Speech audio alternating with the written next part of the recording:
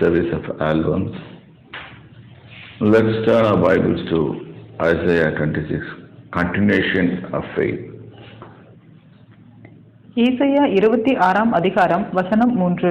உம்மை உறுதியாய் பற்றிக்கொண்ட மனதையுடையவன் உம்மையே நம்பி இருக்கிறபடியால் நீர் அவனை பூரண சமாதானத்துடன் காத்துக்கொள்வீர். இந்த இடத்துல பார்க்குறோம், திருப்பி இதே வசனத்தை தான் யூஸ் பண்ணுறோம். ஏன் நான் பைபிளை இது இவ்வளோ விளக்கமாக சொல்லி கொடுக்குறேன்னா, நீங்கள் பைபிள் படிக்கும்போது இவ்வளோ விளக்கமாக நீங்கள் படிக்கணும், அப்போ தான் புரியும். ஓகே, நான் சும்மா மேலாக போட்டமாக படிச்சுட்டு போனீங்கன்னா இது ஒன்றுமே புரியறதுக்கு சான்ஸ் இல்லை. உண்மை உறுதியாய் பற்றி கொண்ட மனதை உடையவன், மனசு இருக்கணும். நம்ம ஒரு பழமொழி சொல்லுவோம், மனசு இருந்தால் மார்க்கம் உண்டு அப்படின்னு சொல்லுவோம். மனசு தான் இருக்கிறது இல்லை. இப்போ இங்கே உண்மை உறுதியாக பற்றிக்கொண்டேன், நான் தேவனை உறுதியை பற்றி கொண்டேன் என் மனசில். அது மனதை உடையவன் உண்மையை அவன் எப்படிப்பட்டவனாக இருக்கிறான், உண்மையே நம்பிக்கொண்டிருக்கிறான், வேற யாரையும் கிடையாது. உண்மையும் நம்பிக்கிட்டு நான் கூட 2-3 பேரையும் சேர்த்து வச்சுக்கிறேன். It's not going to. இதில் ரொம்ப இப்போ இதில் வந்து how it plays on the relationship, உறவுகளில் எப்படி இது விளையாடும் அப்படின்றத பார்க்கணும். உறவுகளில் தேவனை நம்புகிற போது தேவனை மட்டும்தான் நம்ப முடியும். அந்த இடத்துல உங்கள் மனைவி வர மாட்டா, பிள்ளை வராது. இங்கே எல்லாம் மாட்டிக்கும் இந்த இடத்துல. இது நம்ம மாம்சம் கிரியேட் செய்கிறோம். ஆக்சுவலாக அந்த மனைவி பிள்ளைகளை கொடுத்தது கர்த்தர். என்ன ஆகும்னு கேட்டால், will start obeying the wife, instructions of the wife and the instructions of the children. Maybe request அப்படின்னு சொல்லிக்கலாம். ஏதோ பண்ண சில்ட்ரனை கேட்போம். கேட்கும்போது தேவன் பொதுவாக வந்து தேவன் அதை மறுக்க மாட்டார், எந்த ஒரு காலத்துலையும் மறுக்க மாட்டார். ஆனால் வந்து ஜென்ரலாக இப்போ ஆதாமோட இதில் இன்சிடென்ட்ல என்ன நடந்துச்சுன்னா, அவர் வேணான்னு சொல்கிறத செய்தாங்க. The first priority should be God. அதுதான் அந்த ஆர்டர் படிச்சுக்கணும். நம்ம முதலாக நம்முடைய உறவுகள் எப்படி இருக்குன்னு கேட்டால், உறவுகள்னா என்னோட first relationship is with God. 2வது ரிலேஷன்ஷிப் இஸ் வைஃப். 3வது ரிலேஷன்ஷிப் பிள்ளைகள். 4வது ரிலேஷன்ஷிப் அதர் ஒர்க்ஸ். சாரி, இது கொஞ்சம் இந்த மாதிரி சொல்லிட்டேன். முதலாவது ரிலேஷன்ஷிப் காட். 2வது வந்து நீங்கள் எப்படி தேவனோட இருக்கிறீங்க அதை பார்த்துக்கணும். 3வது வந்து மனைவி. 4வது பிள்ளைகள். 5வது தான் உங்கள் ஒர்க்கோ மினிஸ்ட்ரியோ, இன்க்ளூடிங் மினிஸ்ட்ரி. இந்த ஆர்டரில் போனீங்கன்னா வெற்றியுள்ள ஊழியக்காரர்கள் இதுதான் ஃபாலோ பண்ணாங்க, இந்த மாடல் தான் ஃபாலோ பண்ணாங்க. இப்போ எனக்கு I learned lot of things from doctor Paul யாங்கிச்சோ. அவர் புக்ஸத்தை படிக்கும்போது அந்த ஆர்டரை எனக்கு அவர் தான் சொல்லி கொடுத்தது. தெரியாது இல்லாட்டி நம்ம நினைப்போம் ஏதோ ஒரு விஷயத்தில் பண்ணிடுறோன்னு சொல்லிட்டு. இல்லை, கர்த்தர் வந்து இதில் வெரி பர்டிகுலர். அவருடைய ஆர்டர்ஸை நம்ம மீற முடியாது. அவர் ஒரு காரியத்தை சொன்னார்னா அதை செய்கிறது நல்லது. எப்பவுமே நான் கேட்டு சொல்லுன்னு, ஆனாலும் நீ என்ன செய்கிறேன்னு பார்ப்பார். நம்ம என்ன செய்கிறோம் கேட்டு சொல்லுன்னா சரி, கேட்டுட்டு நம்ம வந்து இல்லைங்க என் மனைவி ஒத்துக்கல அப்படின்னு சொல்கிற மனுஷங்களை எடுத்து பயன்படுத்த மாட்டாங்க. யாரை பயன்படுத்துவாருன்னு கேட்டால், நான் என்ன வந்தாலும் செய்கிறேன், நீங்கள் சொல்கிறத செய்கிறேன் அப்படின்னா அவருக்கு ரொம்ப இஷ்டமாக. ஏன்னா அவருக்கு தான் தெரியும் எல்லா காரியங்களும். அதனால இது வந்து ஒரு காம்ப்ளிகேட்டட் இஷ்யூ தான். எல்லாம் சண்டை போடுற மாதிரி பார்ப்பாங்க. But this is how he works, God works. அதனால் கர்த்தரை பற்றி தெரிஞ்சு கொள்ளுகிறவங்களுக்கு இது இருக்கும். சம்டைம்ஸ் லாட் ஆஃப் புட் எனக்கே வந்திருக்கு. என் மகளுடைய ப்ரெஷர் ரொம்ப வந்துடும். சம்டைம்ஸ் இது மாதிரி எல்லாத்துலேயும் வரும்.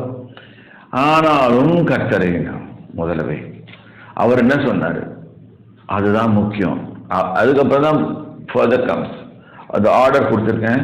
முதல் கர்த்தர், அப்புறம் நாம, அதுக்கப்புறம் மனைவி. ஏன் மனைவியோட ரிலேஷன்ஷிப் ரொம்ப முக்கியம்னு கேட்டிங்கன்னா, அவங்க 2 பேரையும் உருவாக்கணும். கல்யாணத்தை ஏற்படுத்தினது கர்த்தர்.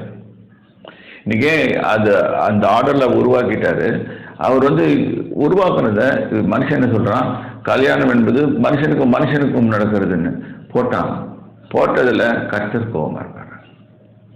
So, wife plays a very important role in constructing our ministry or our every work. A successful citizen அப்படின்னால ஒரு மனைவி இருக்கிறான்னு பார்ப்போம். ஏன்னா ரெண்டு பேரும் இப்போ ஆக்சுவலாக இப்போ ஃபினான்ஷியல் மேனேஜ்மெண்ட்டில் பார்த்தீங்கன்னா எனக்கு நான் அட்வைஸ் பண்ணுவேன், சொல்லிட்டு செய்கிறது நல்லது. இல்லாட்டி சந்தேகப்படுவாங்க. அவங்க சந்தேகப்பட்ட பிரச்சனை தான் வரும். எல்லாத்தையும் சொல்லிடுறது, இந்த மாதிரி பண்ண போகிறேன், இந்த மாதிரி பண்ண போகிறேன், இந்த மாதிரி பண்ண போகிறேன், ரைட், முடிஞ்சு போச்சு. ரொம்பவும் நீங்களும் மனைவிகளும் கேட்காதீங்க. இது செய்ய போகிறேன்னா செய்கிறான்னு பார்க்கணும், செய்கிறான்னு பார்க்கணும். செய்து கண்டிப்பாக ஒரு நல்ல புருஷன் செய்யணும். கண்டிப்பாக ரெண்டு பேருக்கும் ஒரு அட்ஜஸ்ட்மெண்ட் இருக்கணும். அந்த இடத்துல நான் இப்படி கவனிக்கிறேன், நீ இது இப்படி கவனி.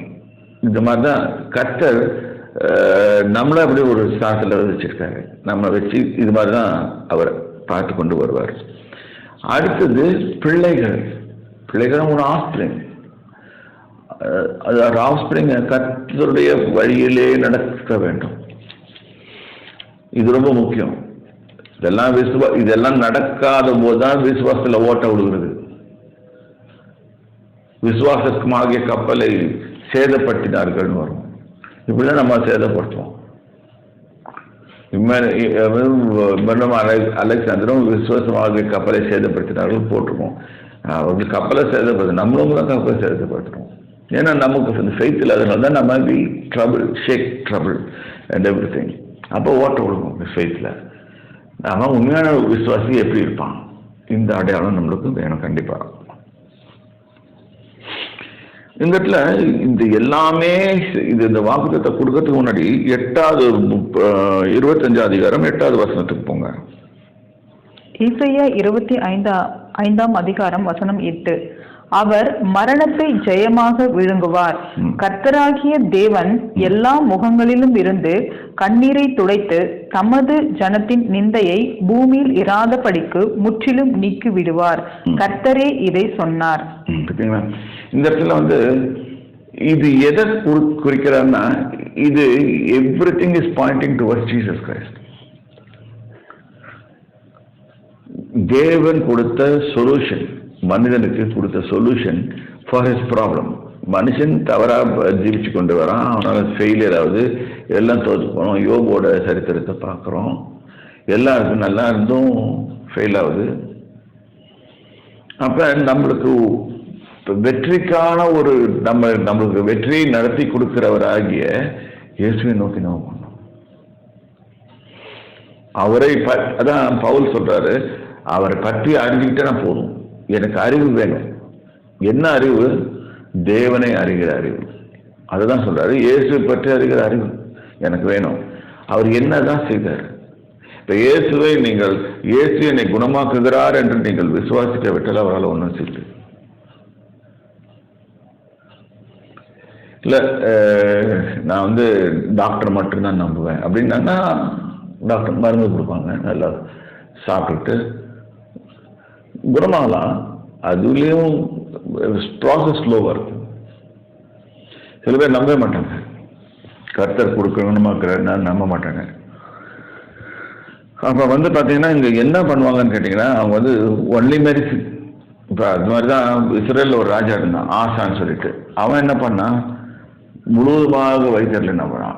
கர்த்தர்கிட்ட ஃபேவர் வாங்கினா, அவர் செய்கிறாரு, அவர் தான் குணமாக்குறாரு, எல்லாம் தெரியும். இருந்தும் அவன் வைத்தியரில் நம்புறான். அதனால அவன் சாகிற வரைக்கும் காலில் வியாதி இருந்துச்சு. இது மாதிரி நிறைய சம்பவங்களை பார்க்குறோம், நடந்த சம்பவங்களை பார்க்குறோம். இப்போ எப்போதான் இதில் ஃபெய்த்தில் சாம்பியன் ஆகிய ஆபிரகாம் பாருங்க, நிறைய தவறுகள் விழுந்துச்சு. ஆனாலும் கர்த்தரை நம்பி முதல் கால் எடுத்து வச்சிட்டாரு. இன்னைக்கு அதுதான் விசுவாசிகளின் தகப்பன் என்று போடப்பட்டிருக்குது. விசுவாசிகள் எல்லாருக்குமே தகப்பன் ஆயிட்டான் ஆபிரகாம். ஆபிரகாம்ல தான் வாழ்க்கை வருது. அதுக்கு முன்னால் பார்த்தீங்கன்னா நோவா இருந்தார், அப்புறம் மெத்துசோலா இருந்தார், அதுக்கு முன்னால் இவர் ஆபேல் இருந்தான். எல்லாம் விசுவாச பட்டியலில் வராங்க. ஆனாலும் பார்த்தீங்கன்னா கர்த்தர் ஆபிரகாமை செலக்ட் பண்ணி இதுதான் விசுவாசிகள் தகப்பன்னு சொல்றாரு. ஆனா அவர் மூலமாக இயேசு கிறிஸ்துக்கு வந்து ஆபிரகாமுடைய இது விசுவாசம் இயேசுவின் மூலமாக ஆசீர்வாதங்கள் இயேசு கிறிஸ்துவின் மூலமாக நம்மளுக்கு வந்து சேர்த்துட்டு இதுதான் சொல்றாரு அவர். அதனால அந்த இடத்துல கூறப்படும் போது கூட யூ டிபெண்ட் ஆன் ஜீசஸ் கிரைஸ்ட்ன்றார். அதையும் வாசிப்போம்.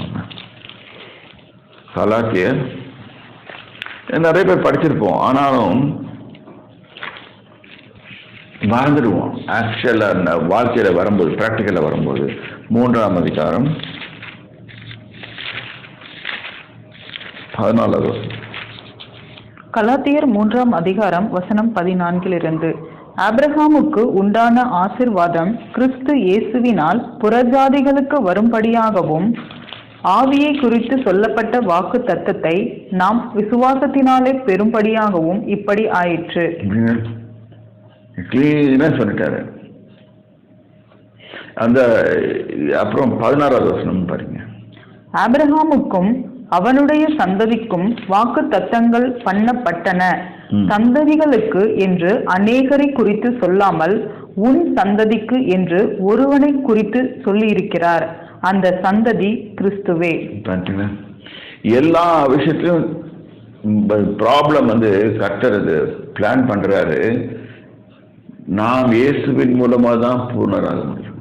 எந்த ஒரு விஷயத்தினாலும் நம்மளால செய்ய முடியாது. அதனால தான் சொல்றது பாட்டு பாடுறோம், இஸ்ரவேலே கர்த்தரை நம்பு அப்படின்னு. எதுக்காக கர்த்தரை நம்புறதுன்னா அவர் மூலமா தான் எல்லாமே வரும். நம்மளால ஒன்றும் செய்யுது, நம்ம எபிலிட்டிக்கு அந்த ஒர்க்கே கிடையாது. எல்லாம் மோர் ஹார்ட் ஒர்க்னுவாங்க. தேவ தயவு இருக்கணும், மனுஷ தயவு இருக்கணும். இது இருந்தால் தான் வேலை செய்யணும், நம்ம வெற்றிகரமாக ஜீவிக்க முடியும். இப்போ எப்படி இதெல்லாம் வருதுன்னா இயேசு கிறிஸ்து தான் வருது. அப்போ when God is favoring you, automatically man will favor you. Hello, John Samuel மீடியாவில் இருக்க ஒவ்வொரு சப்ஸ்கிரைபர்ஸ்க்காகவும் நாங்கள் ரொம்ப கிரேட்ஃபுல்லாக இருக்கோம். அவங்களுக்காக நாங்கள் ஜெபித்து கொண்டு இருக்கோம். தேவன் அவங்கள ஆசீர்வதிப்பார். இதே லெவலில் நாங்கள் இருக்கணுமா? இல்லை, இன்னும் நாங்கள் உற்சாகத்துடன் அடுத்த ஸ்டெப்புக்கு நாங்கள் போகிறதுக்கு இன்னும் உங்களோட சப்போர்ட் நிறைய தேவை. இன்னும் நீங்கள் சப்போர்ட் பண்ணுங்கள். நாங்கள் இன்னும் புதுசான ப்ரோக்ராம்ஸ், உங்களுக்கான புதுசான தேவ செய்திகள், புது டாபிக்ஸில் நம்ம அங்கிள் பேசுவாங்க. உங்களுக்கு ஒரு விதத்தில் யூஸ்ஃபுல்லாக இருக்கிற மாதிரி நாங்கள் நிறைய ப்ரோக்ராம்ஸ் உங்களுக்கு கொண்டு வருவோம். ஆவிக்குரிய பிரகாரமான ஒரு வளர்ச்சியை காணுறதுக்கு நாங்கள் உங்களுக்கு ஹெல்ப்ஃபுல்லாக இருக்கும். அதுக்கு உங்களோட பாட்டம் ஏதாச்சும் இருக்கணும்ல, மறக்காமல் சப்ஸ்கிரைப் பண்ணுங்கள். உங்கள் ஃப்ரெண்ட்ஸ்க்கும் ஷேர் பண்ணி அவங்களையும் சப்ஸ்கிரைப் பண்ண சொல்லுங்கள். பாய்.